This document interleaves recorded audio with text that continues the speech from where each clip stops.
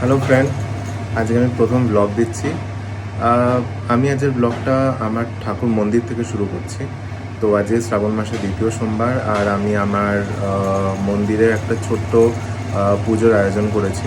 খুবই সামান্য আয়োজন, আমি দেখাচ্ছি আপনাদের।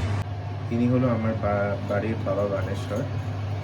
এনার উপরেই আজকে আমাদের বিশেষ শ্রাবণ মাসের দ্বিতীয় সোমবারে পুজো হবে।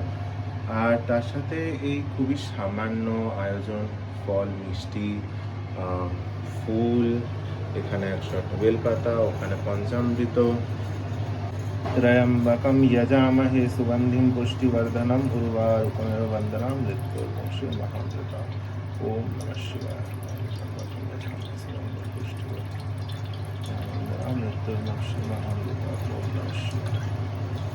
ओम त्र्यंबकम यजामहे सुगंधिम पुष्टिवर्धनम उर्वारुकमेव बंधनान् मृत्युर्मोक्षाय। ओम नमः शिवाय। এই আমার পুজো এখন শেষ হলো, ঠাকুরকে ভোগ নিবেদন হয়ে গেছে। আর এই যে আমার বাড়ির বাবা ভোলানাথ, এই যে বজরংবলী, আর এই যে ভগবতী।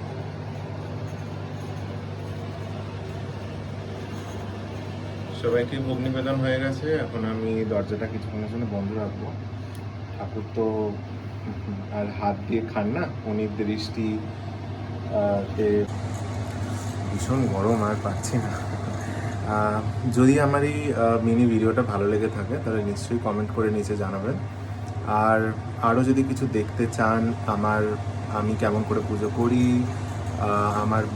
আমার বাড়িতে কী কী পুজো হয়, সেসব বিষয়ে যদি আরও জানতে চান, প্লিজ আমাকে নিচে কমেন্ট করে জানাবেন, আমার খুব ভালো লাগবে।